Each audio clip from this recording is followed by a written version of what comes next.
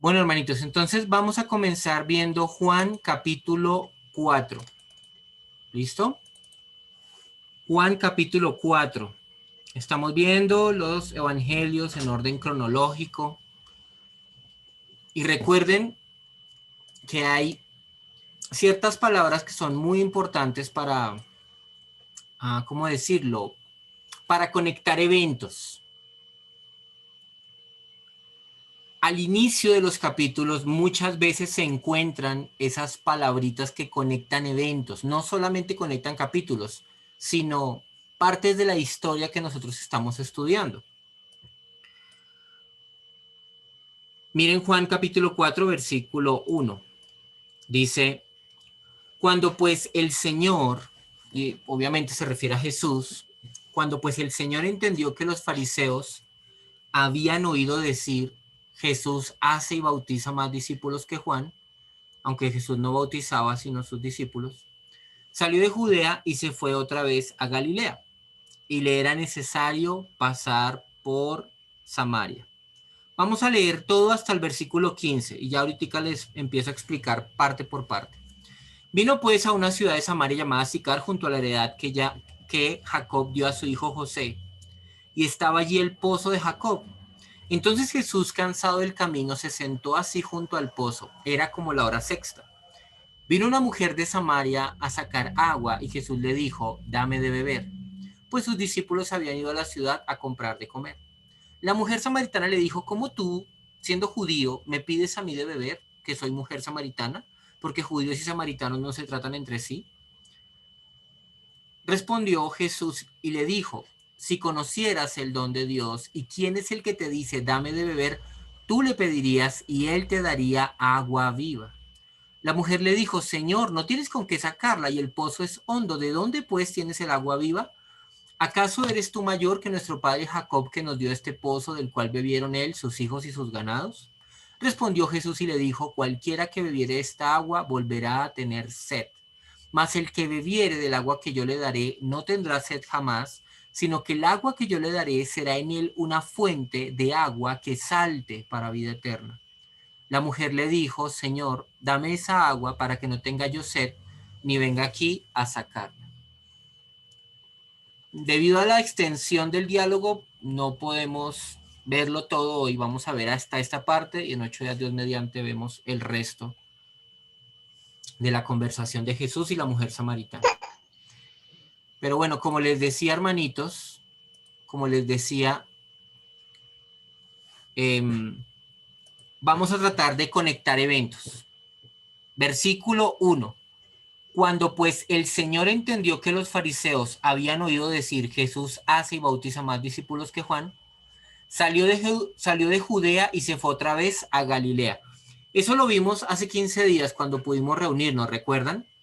Que se armó como una especie de competencia entre los discípulos de Juan el Bautista y el ministerio de Jesús. Una competencia que estaba solamente en la cabeza de los discípulos de Juan el Bautista, porque no era real. Ellos no estaban compitiendo. Los ministerios de Jesús y de Juan el Bautista eran ministerios complementarios. Eso lo vimos.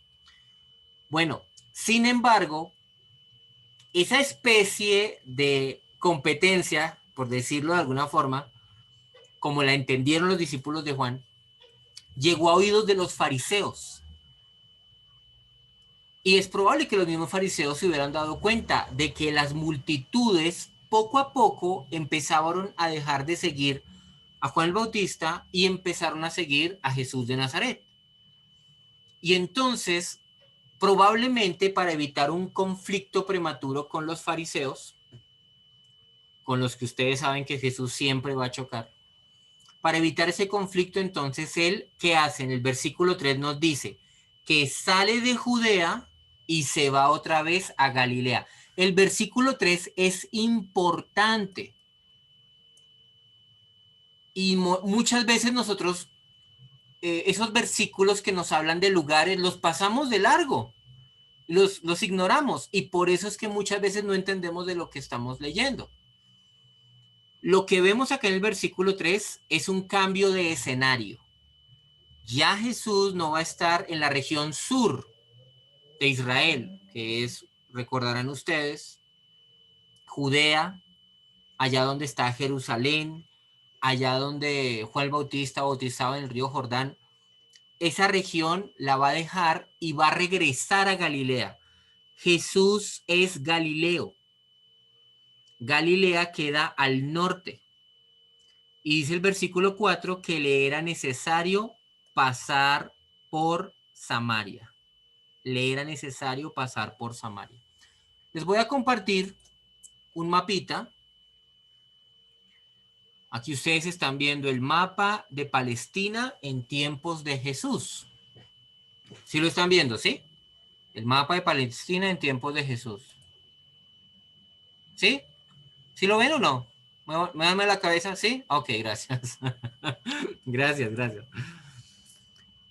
Miren lo que dice allí. Jerusalén al sur, Judea al sur, Galilea al norte. ¿Listo? Quiero que ustedes se den cuenta de algo que parece evidente. Y es lo siguiente. Si ustedes quisieran ir de Jerusalén o de Judea, bueno, de esa región, a Galilea, lo más lógico es que hagan esto, ¿sí o no? Pues es evidente. Resulta que no. Los judíos muy rara vez tomaban esa ruta. Era difícil que tomaran esa ruta, de hecho. Sino que los judíos hacían este viaje.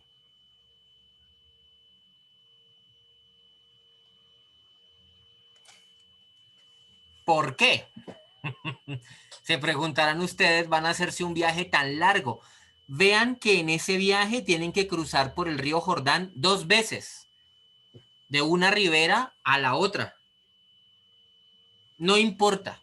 No importa si hay que cruzar el Jordán 2 veces, no importa si el camino es más largo, no importa si se perdemos más tiempo y sale más caro el viaje, lo importante es no pasar cerca de los samaritanos. Porque como ustedes escucharon hace un momento, la mujer samaritana lo dice, ¿no? Entre judíos y samaritanos no se tratan entre sí. Y tal es el repudio que tiene el judío para con el samaritano, que ni siquiera se atreve a pasar por la tierra de los samaritanos. ¿Ven? ¿De dónde viene este conflicto entre judíos y samaritanos? Vamos a ver un poquito de historia para comprenderlo mejor. Ustedes recordarán que en los tiempos del rey Salomón, el reino estaba unido.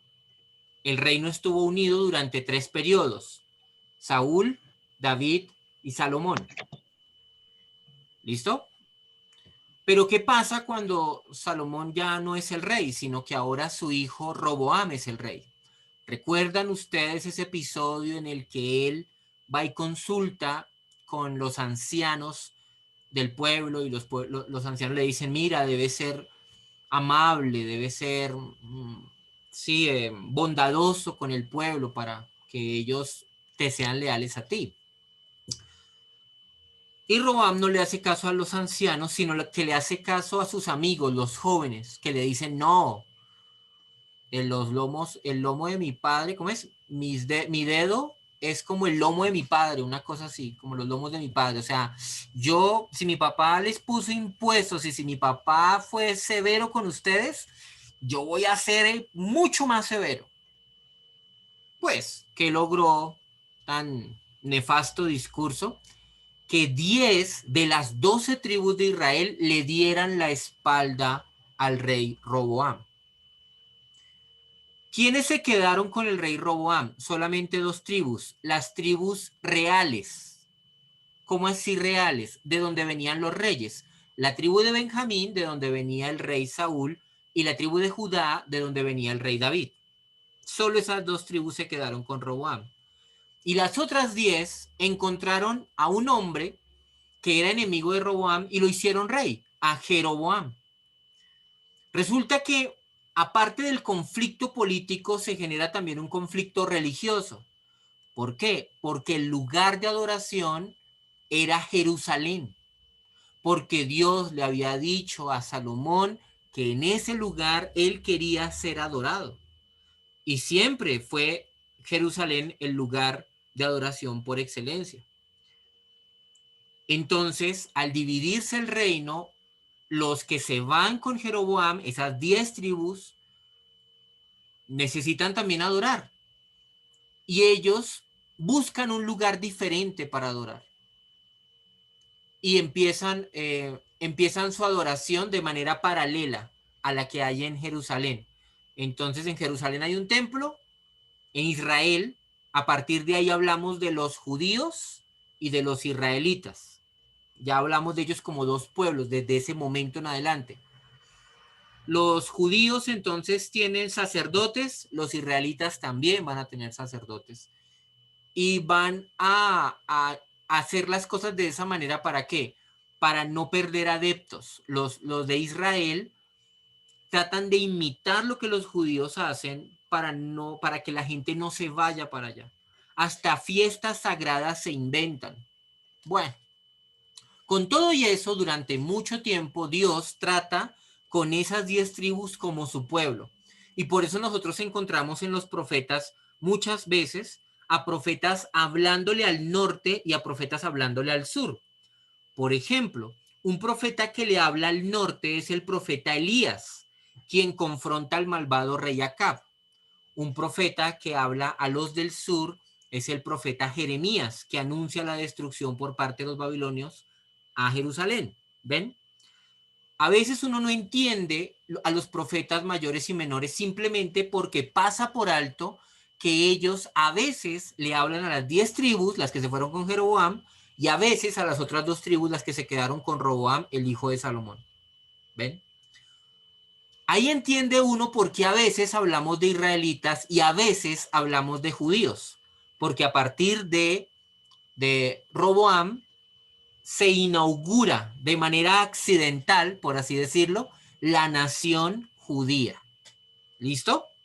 ¿Quedó claro ese conflicto? Bueno, la cosa no acaba ahí, sino que Asiria invade a Israel, al norte, y se lleva cautivas a muchas personas de esas 10 tribus y deja unas, pocas. Pero Asiria trae otros pueblos de otras partes con otros dioses y empieza una mezcolanza de religiones. Ya no estaba solamente el culto a Jehová, sino el culto a otros dioses. Y eso revuelto con la idolatría, y eso revuelto con los matrimonios mixtos, el yugo desigual, israelitas que se casan con mujeres paganas. Y de toda esa mezcolanza salen los samaritanos. Ese es el pueblo de los samaritanos. Y los judíos los miran como con desprecio, porque les falta, voy a decir una palabra que no sé si se acomode bien, les falta pedigrí, ¿sí? Porque ya ellos no son los descendientes israelitas de abolengo, ya no tienen ese linaje tan marcado como los judíos. ¿Por qué los judíos son tan insistentes con las genealogías? Porque ellos quieren demostrar a toda costa que ellos son el verdadero pueblo de Dios, los verdaderos descendientes de Abraham, Isaac, Jacob. ¿Ven? Entonces, ellos insisten mucho con eso, con que ellos son el pueblo de Dios y atesoran sus genealogías. También, entre otras cosas, para distinguirse de los samaritanos, quienes no pueden rastrear su genealogía, porque históricamente sus ancestros se mezclaron. Aunque parezca extraño, hermanos, aunque esto parezca raro, los latinos, nosotros y los samaritanos tenemos mucho en común. Porque nosotros, al igual que los samaritanos, somos producto de un proceso de mestizaje. Por eso nuestros distintos colores de piel, por eso la riqueza de nuestra cultura. Porque acá llegaron a coincidir en estas tierras europeos, africanos e indígenas. Qué extraño, ¿no? uno difícilmente pensaría que tiene algo que ver con los samaritanos. Culturalmente seríamos pueblos que tienen algo parecido, ese mestizaje. Quiero leerles como la Biblia presenta eso que le pasó a los samaritanos, ese proceso de mestizaje y de revoltijo que hubo allá con sus religiones y sus dioses y todas esas cosas. Listo, entonces les voy a mostrar acá el texto, está en Segunda de Reyes 17, del 24 al 41. Dice, Asiria puebla de nuevo Samaria. Y trajo el rey de Asiria gente de Babilonia, de Cuta, de Aba. El rey de Asiria ha invadido Israel, se ha llevado mucha gente de esas 10 tribus y trae gente para poblar ese lugar. Trajo el rey de Asiria gente de Babilonia, de Cuta, de Aba, de Amad, de Sefarbaim, y los puso en las ciudades de Samaria, en lugar de los hijos de Israel, y poseyeron a Samaria y habitaron en sus ciudades. Y aconteció al principio, cuando comenzaron a habitar allí, que no temiendo ellos a Jehová, envió Jehová contra ellos leones que los mataban. Dijeron pues al rey de Asiria, las gentes que tú trasladaste y pusiste en las ciudades de Samaria no conocen la ley del Dios de aquella tierra. Ojo a eso, la ley. Principalmente lo que se les enseñó a los samaritanos fue la ley. Y él ha echado leones en medio de ellos, y aquí que los leones los matan, porque no conocen ¿qué cosa? La ley del Dios de la tierra. Y el rey de Asiria mandó diciendo, llevad allí a alguno de los sacerdotes que trajisteis de allá, y vaya y habite allá, y les enseñe ¿qué cosa? La ley del Dios del país. Vean, hasta aquí nos damos cuenta de algo muy interesante. La instrucción doctrinal de los samaritanos estaba basada principalmente ¿en qué cosa? En la ley. La ley, entendiéndose la ley como la Torá o el Pentateuco, los 5 primeros libros de la Biblia.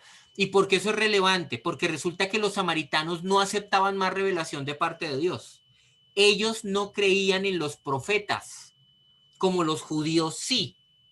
Y en los otros escritos, como los judíos sí. Los samaritanos decían, no, la ley es inspirada, esa es la palabra de Dios, el resto no.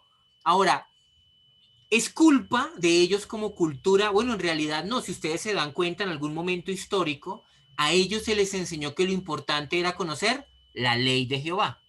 Y vino uno de los sacerdotes que habían llevado cautivo de Samaria y habitó en Betel, y les enseñó cómo habían de temer a Jehová.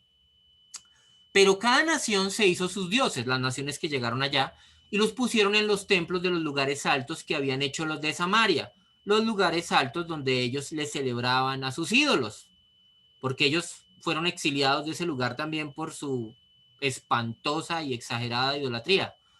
Cada nación en su ciudad donde habitaba. Los de Babilonia hicieron a Sucot Benot, se refiere a los dioses de ellos. Los de Cuta hicieron a Nergal, y los de Amat hicieron a Sima. Esa era la deidad de los de Amat. Los sabeos hicieron a Nibás y a Tartac, y los de Sefarbaim quemaban sus hijos en el fuego para adorar a Adramelech y a Anamelech, dioses de Sefarbaim.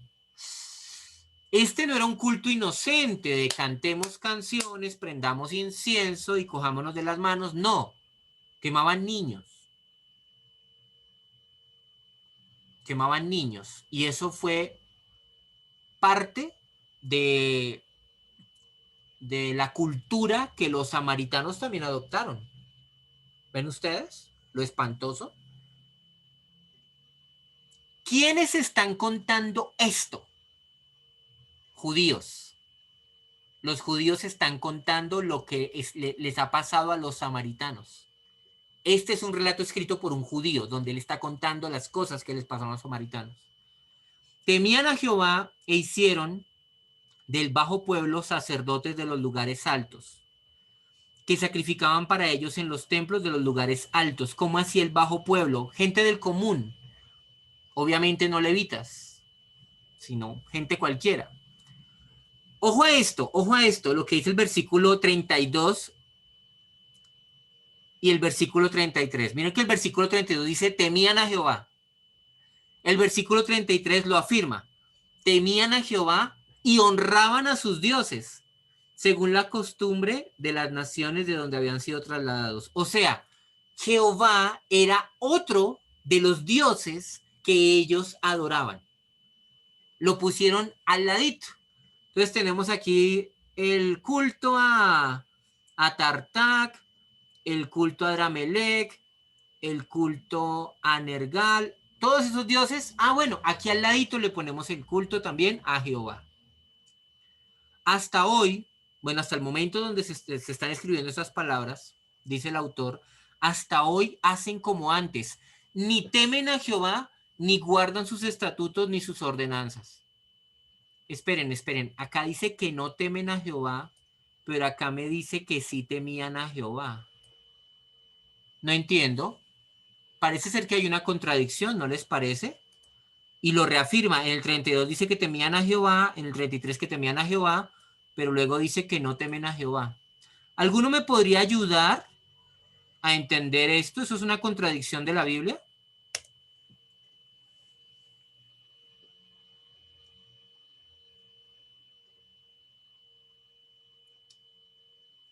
¿Alguno me puede ayudar? Ahí pueden reactivar los micrófonos, el que quiera hablar. Jaycito, no habla. Ya te vi. ¿Qué más, pastorcito? ¿Qué más? ¿Cómo está? Bien. No sé si de pronto, pastor, se puede entender como esos primeros versos, como la perspectiva del pueblo. O sea, dentro de lo que el pueblo pensaba, estaba temiendo a Dios y pues como su merced dice, tenía otros dioses. Pero ese último versículo de pronto ya es la nota del autor cuando explica que realmente ellos no temían a Dios. O sea, para ellos sí estaban temiendo a Dios y a otros dioses. Pero pues lo que el autor ya dice es definitivamente ellos no estaban temiendo a Dios. No sé si se puede entender de esa manera. Sí. Bueno, Eli levantó Sí, la mano. yo también lo entiendo de esa manera. Ah, ok, Eh, Flor. de todas maneras, hay un temor porque se supone y se ve como un dios.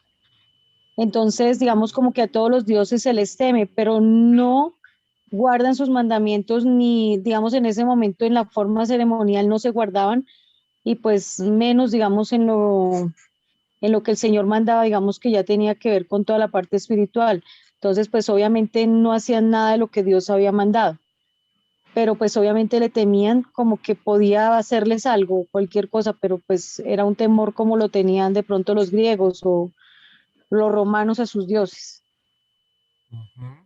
Rosalba, vi que levantaste la mano. Sí, señor. Sí.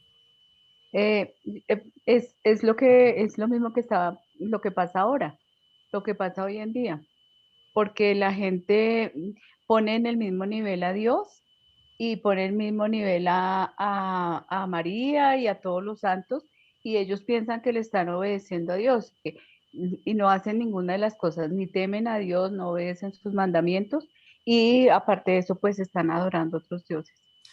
Mira, hermanita Rosalba, lo interesante que tú estás diciendo. ¿La cultura de los samaritanos se parece a la de nosotros, sí o no? Sí, mucho.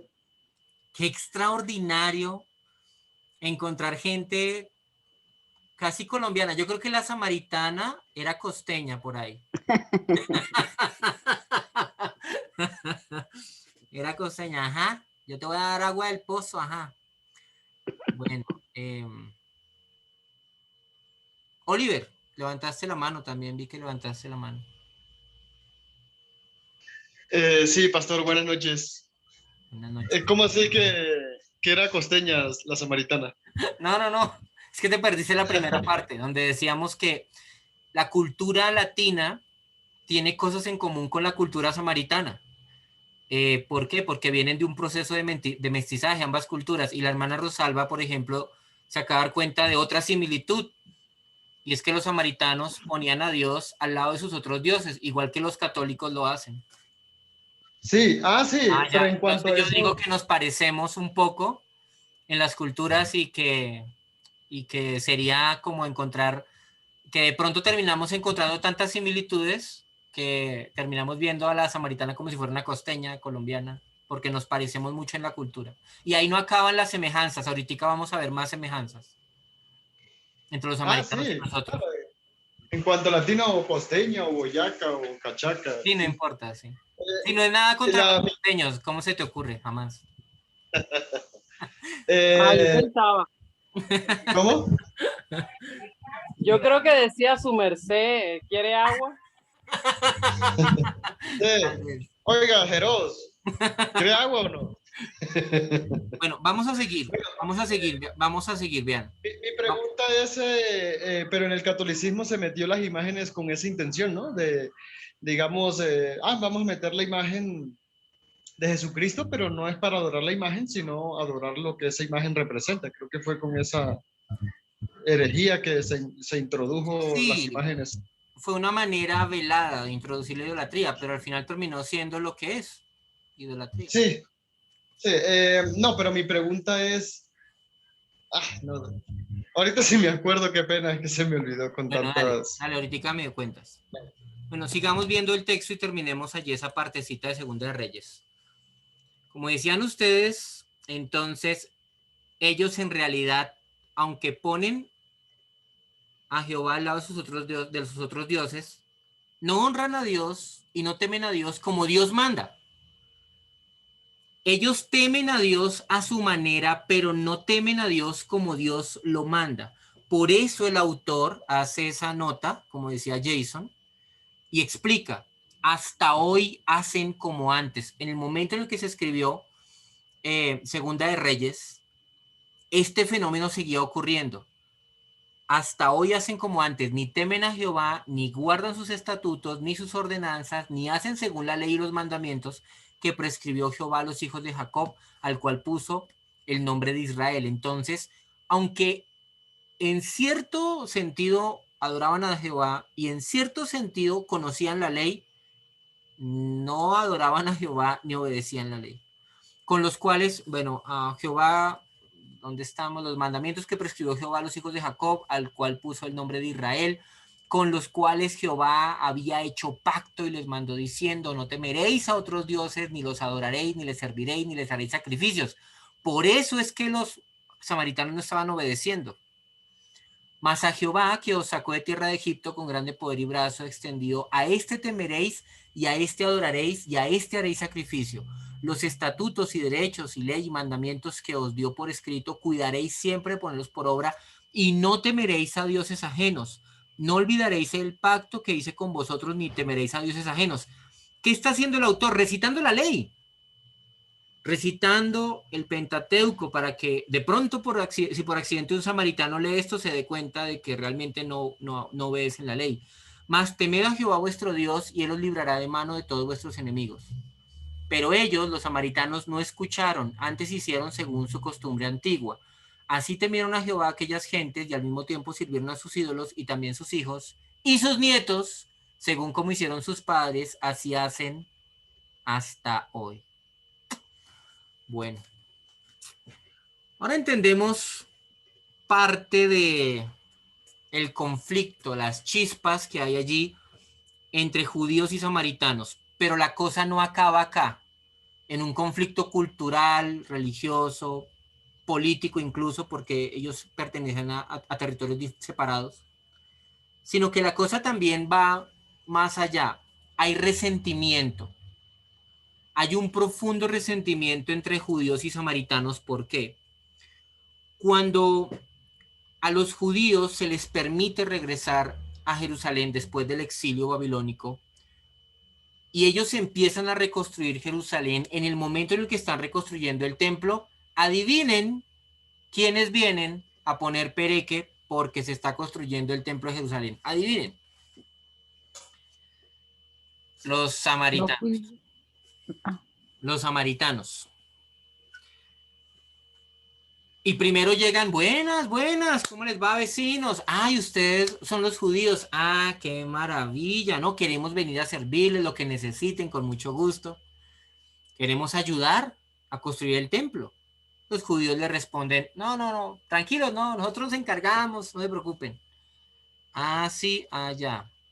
Pues ellos mandan una carta al rey, los samaritanos, diciéndole, mira, rey, tú estás permitiendo que construyan de nuevo, que reconstruyan esa ciudad ha tenido muchos conflictos en el pasado, en algún momento fue el centro político de un gran imperio, que fue el de Salomón, entonces no nos parece tan buena idea.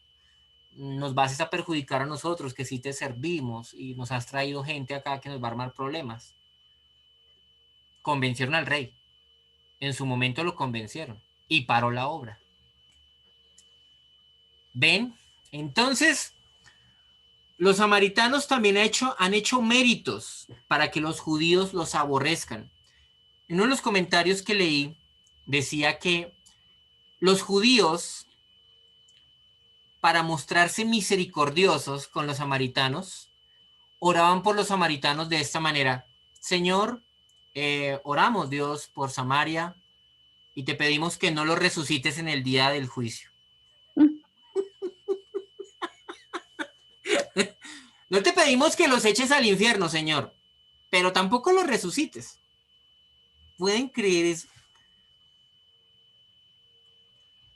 Bueno, vamos a Juan capítulo 4. Ya teniendo todo ese contexto, vamos a ver el versículo que sigue, que es un versículo muy interesante. Juan capítulo 4. Bueno, los versículos que siguen. Creí que estaba más adelante. Sí, perdón. Este versiculito. Y le era necesario pasar por Samaria. Hermanos, ¿por qué Jesús tenía que pasar por Samaria? Si los judíos y los samaritanos no se tratan entre sí. Si el viaje por Samaria, como ya lo vimos, era más largo, más costoso, más extenuante. ¿Por qué para Jesús le era necesario pasar por Samaria? Esas palabritas son importantes, y si el apóstol Juan se tomó el trabajo de escribirlas, es porque tal vez Jesús le hizo conocer esa necesidad a sus discípulos. Muchachos, no vamos a coger por la ribera del Jordán, vamos a caminar derecho por Samaria. Necesitamos pasar por Samaria. ¿Sí, hermanita Rosalba? Pues yo creo, él sabía que la mujer samaritana estaba ahí y que, o sea, que a través del testimonio de ella muchos iban a venir al arrepentimiento y a creer en Cristo. Sí, correcto. Esa necesidad, ya se dieron cuenta, no era por el viaje, sino que era por las almas de Samaria. Y hermanitos, Dios también tenía un propósito de salvación para los samaritanos.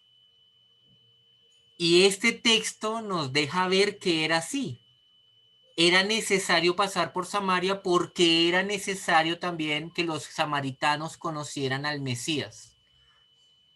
Decían que, bueno, así como los judíos tenían su propia literatura, el Talmud y todos esos libros, los samaritanos también. Y dentro de la literatura de los samaritanos estaba también la esperanza de un Mesías. Los samaritanos creían que el Mesías habría de venir. ¿De dónde lo sacaron? Por allá del Pentateuco. Encontraron que un día el Mesías habría de venir y lo creían. Y si ustedes recuerdan, en la Gran Comisión, el propósito de alcanzar a las naciones pasa a través de Samaria. Jesús le dice a los discípulos: me seréis testigos en Jerusalén, en Judea, en Samaria, los vecinos, y hasta lo último de la tierra, los gentiles. Así que si pudiéramos poner esto en orden de prioridades, diríamos que Jesús vino en primer lugar ¿a quiénes? ¿A quién vino Jesús a predicarles? En primer lugar. A los judíos. En segundo lugar. ¿A Samaria? A los samaritanos. Y en tercer lugar, a los gentiles. Y hubo gentiles que conocieron a Jesús, como por ejemplo la mujer sirofenicia. ¿Ven? Jesús tenía muy claro su itinerario y el orden en el que las cosas debían pasar. Dice el versículo Pastor. 5. ¿Sí? ¿Por qué en segundo lugar a los samaritanos? Ah, pues por lo que estamos viendo, Oliver. Porque estamos viendo Porque principalmente ellos en- Jesús va al pueblo judío. Eso lo enseña Juan capítulo 1. Pero él no se queda solamente con los judíos, sino que su ministerio, mira, después de ir a Jerusalén, ¿a dónde va? A Samaria, ¿ves? A Samaria. Jesús viene de Judea, lo dice el versículo 3, y ahora va para Samaria. Y entra a Samaria a hablarle a los samaritanos del evangelio. pero ¿por qué razón o sea, por la, como por esa Yo creo que el venia? plan de Dios, yo creo que el plan de Dios así estaba establecido y tiene mucha lógica, porque la Gran Comisión también replica el ministerio de Jesús en ese sentido. Me seréis testigos en Jerusalén, Judea, Samaria y hasta lo último de la tierra. Judíos, Pastor. samaritanos, gentiles. Otra evidencia de esto la tenemos en el libro de Hechos de los Apóstoles. Después de que Pedro le predica a los judíos en Jerusalén, después Felipe lo vemos allá en Samaria. ¿Recuerdan? Predicándole a los samaritanos. Y luego los apóstoles van de Jerusalén a Samaria. Se cumple literalmente lo que Jesús dijo. Y después los apóstoles terminan predicándole a los griegos, al resto de los gentiles. ¿Sí, Angie?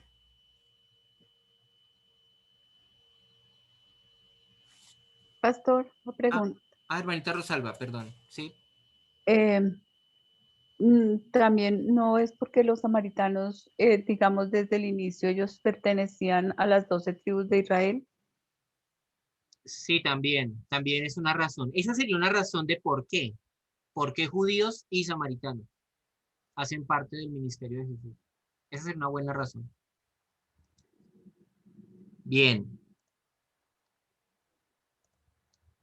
Vino pues a una ciudad de Samaria llamada Sicar. Esta Sicar es la misma Siquem que aparece a lo largo de la Biblia. Pero parece ser que Sicar es el nombre que los judíos le pusieron a esa ciudad porque, o sea, la ciudad se llamaba Siquem.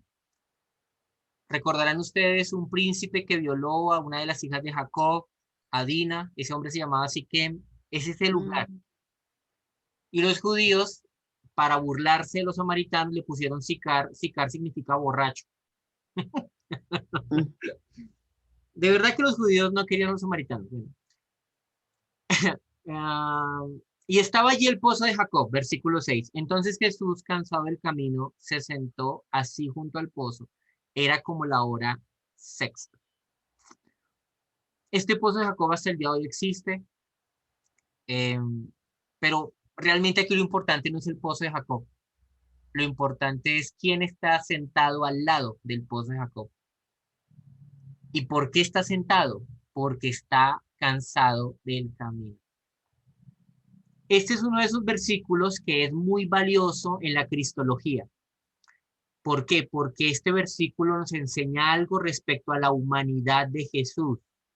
Jesús no tenía la apariencia meramente de un ser humano, como si tuviera un disfraz, disfrazado de carne. No era así.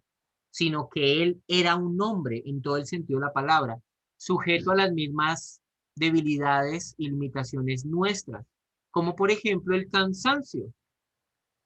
El viajecito hasta Galilea es largo, ellos van a medio camino, ya deben estar muy agotados. Recuerden que era un viaje de varios días. Y si el cálculo es correcto, la hora sexta viene siendo el mediodía, si esa es la manera de medir el tiempo del apóstol Juan. La hora sexta sería eso, como el mediodía. Entonces usted a mediodía, caminando, usted seguramente debe estar agotado y Jesús está rendido. Hay un dato importante que nosotros pasamos por alto al llegar a este punto. Y es que físicamente, Jesús viene de sufrir un gran desgaste en su cuerpo. Eso pasó ya hace algunas semanas atrás. No podríamos saber cuántas. pero él no se ha repuesto totalmente de ese desgaste que vivió. ¿Alguien se acuerda de cuál fue? El tiempo en el desierto. Tentación. Correcto, los 40 días allá en el desierto. 40 días. Seguramente que él bajó de peso, seguramente que él está débil y en medio de esa debilidad tiene que pegarse este viaje de regreso a Galilea. Él no ha vuelto a Galilea después de las tentaciones. Ustedes se acuerdan que lo vimos acá, con el mapa, se los mostré. Vino una mujer de Samaria a sacar agua y Jesús le dijo, dame de beber. Pues sus discípulos habían ido a la ciudad a comprar de comer. Estaba solo con los discípulos. Y hermanos, que Jesús le diga a una mujer samaritana, dame de beber, es algo escandalosísimo, muy escandaloso. Uno lo lee y uno sigue derecho. No, no, no, espere. Alto. ¿Por qué es escandaloso? Por dos razones. La primera, judíos y samaritanos no se hablaban. Ya lo hemos visto, ¿cierto? La segunda, Jesús era un rabino. Y resulta que los rabinos no hablaban con las mujeres en público jamás. Incluso los rabinos judíos más prestigiosos, ellos no hablaban ni con su esposa o su hermana o su tía en la calle. Jamás le dirigían la palabra a una mujer en público. Ellos están solos en ese momento. Los discípulos se han ido. Bueno, no podríamos pensar que hay personas alrededor. ¿Qué están haciendo los discípulos? Fueron a buscar qué comer. Ya es la hora del almuerzo, seguramente. La mujer samaritana le dijo, ¿cómo tú? Miren, es tan escandaloso que la misma samaritana se sorprende. ¿Cómo tú, siendo judío, me pides a mí de beber que soy mujer samaritana? Porque judíos y samaritanos no se tratan entre sí. Respondió Jesús y le dijo, si conocieras el don de Dios, el regalo de Dios, y quién es el que te dice, dame de beber, tú le pedirías y él te daría agua viva.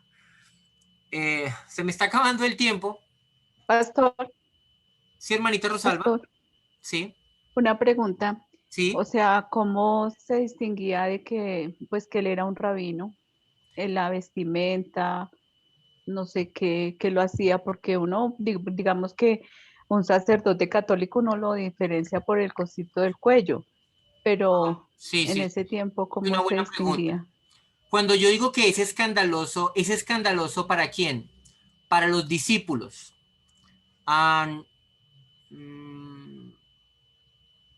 Miren lo que dice el versículo 27. En esto vinieron sus discípulos. Él era el rabino de sus discípulos, el maestro de sus discípulos. Para ellos les resulta escandaloso y se maravillaron. Esta es una manera bonita Ah, de ya. decir, se escandalizaron de que hablaba con una mujer. ¿Ves? ¿Por qué es importante esto? Pero las demás personas no se dan cuenta que él era No, no, no. Las un demás rabino. personas no. Ah, solo ellos. Sí, Ah, solo ya, él. listo. Ella no sabe que él es un rabino, pero sí sabe que es judío. Tal vez por la vestimenta sí. ¿Listo? Y ella dice, oye, los judíos y los samaritanos no nos tratamos. Pero Pastor, por eso les dije, las dos razones son esas. Uno, que es judío, y dos, que es un rabino. o sea que en la actualidad, en la antigüedad, perdón, los rabinos no se vestían como se visten actualmente los rabinos. No, no creo. La verdad, no creo. Las modas cambian. Las modas cambian con el tiempo. Pero son los discípulos los que se escandalizan, se maravillan de que él hable con la mujer. Bueno, quiero dejarlo solamente con algo muy pequeñito, porque la verdad no quiero correr con esto, porque este tema del agua de la vida del que le habla Jesús es un tema demasiado hermoso. Y en 8 días vamos a verlo a profundidad. Vamos a sumergirnos en esas aguas de las que le habla Jesús a la samaritana, porque tiene que ver todo con nosotros los cristianos. Pero quiero que ustedes noten cuál es el método evangelístico de Jesús para hablarle a la samaritana. Jesús la está evangelizando. No pierdan eso de vista. Jesús está cansado y necesita agua, pero Jesús aprovecha la oportunidad para ganar esa alma. Obviamente él tiene en su mente ganarla.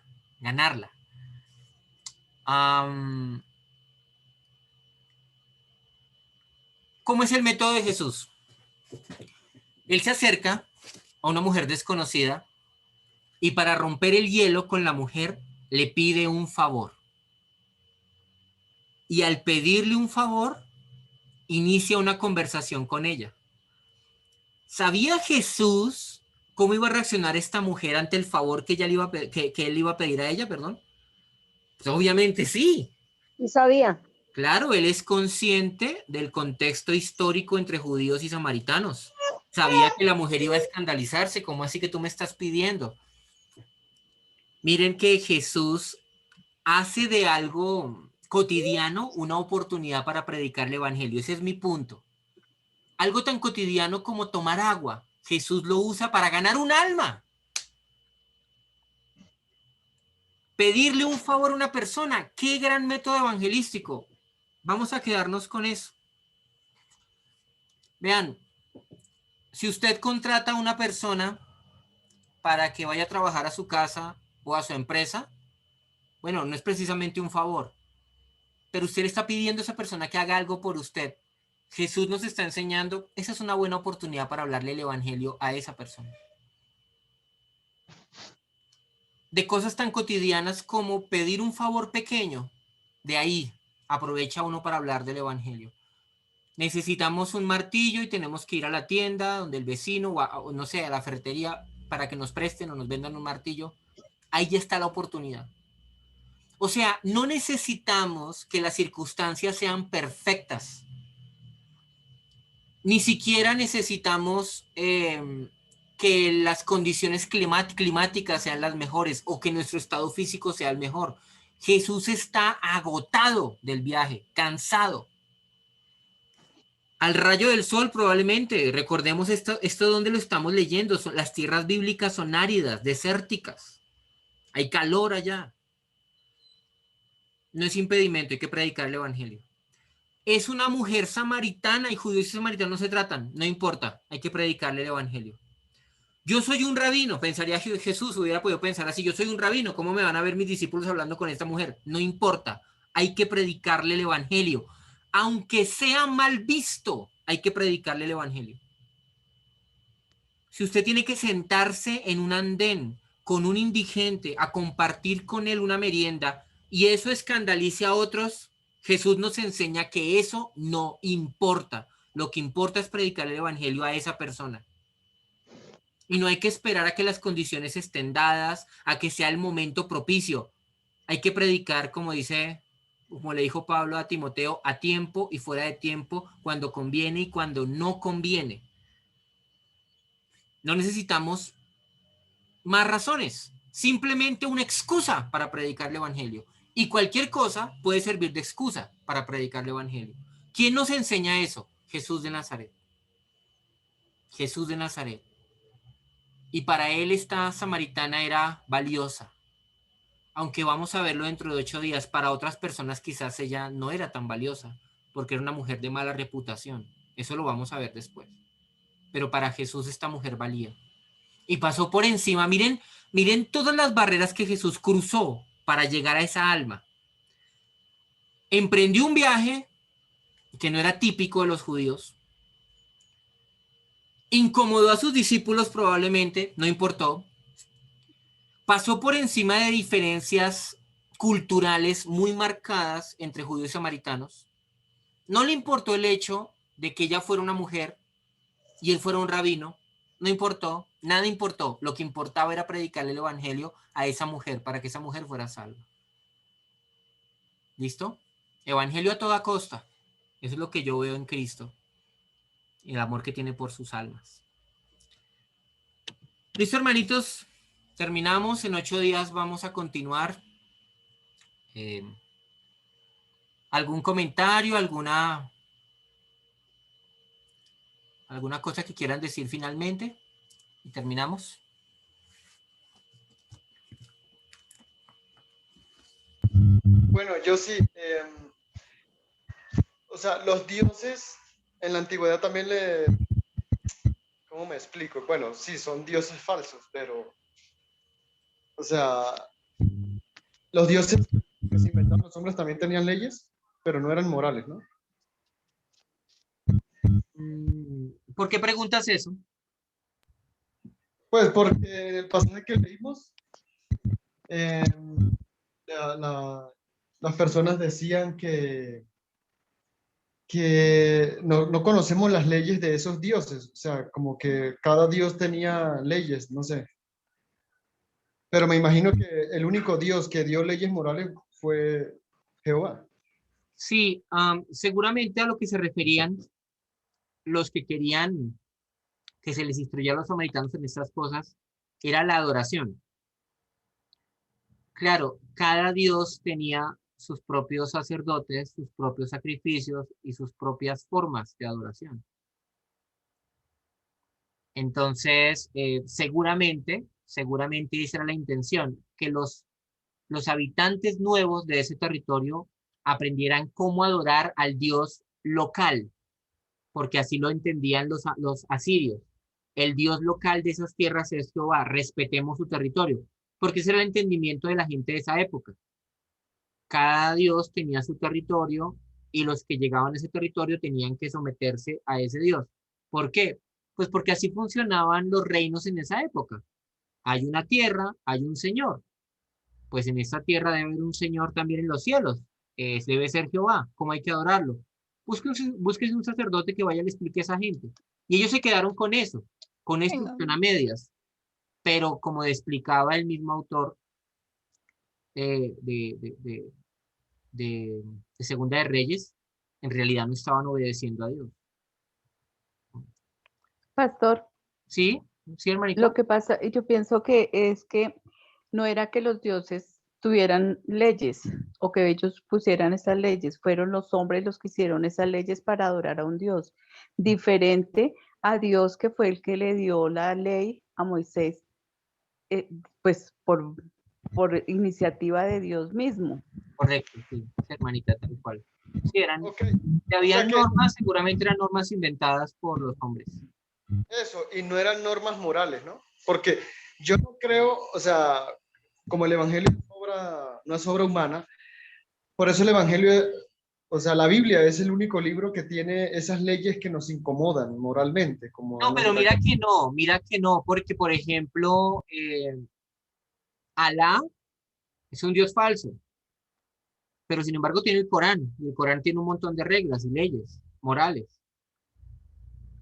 En la India, los dioses de la India, ellos también tienen, o sea, la Pero, gente que los pastor, adora tiene códigos morales. O sea, la moralidad no es exclusiva de la Biblia, eso tampoco es, eso no podríamos decirlo. Aún los pero hay que, indígenas, ellos tienen códigos morales que tratan de respetar. Que Por no lo que sea está escrito, revelada esa ley es diferente. ¿Sí, Eli? porque está escrita en el corazón, entonces pues obviamente el hombre tiene noción o sea, de una ley, que hay una ley, pero se la atribuyen a otros dioses. Correcto, sí, es verdad. Pero es más bien la conciencia, simplemente la que les habla y les dice que robar está malo, que... Pero cuando la conciencia está tan cauterizada, como ustedes se dieron cuenta, la gente llega a sacrificar niños como ofrenda a sus dioses. Obviamente, pues eso ya es, no solamente es un culto pagano, es un culto también asesino, inmoral. ¿Eh? sí, pero, bueno, sí, pero también hoy en día, en el diario común, uno ve gente que el adulterio no lo tienen como algo malo. Sí, por la dureza del corazón de los hombres, por no entender realmente los mandamientos de Dios, por no adorar a Dios como se debe adorar, la gente termina haciendo cosas de esa clase. Bueno, hermanitos, vamos a dejar hasta acá. Que Dios me los bendiga, cuídense mucho. En 8 días los espero juiciosos para continuar con los evangelios cronológicos. Dios los bendiga. Muchas gracias. Muchas pastor. gracias, pastor. Gracias, Hermano, hermano. Gracias, que pastorcito. descanse. Dios los bendiga. Dios los bendiga. Dios los bendiga. Chao. Dios los bendiga, hermanitos.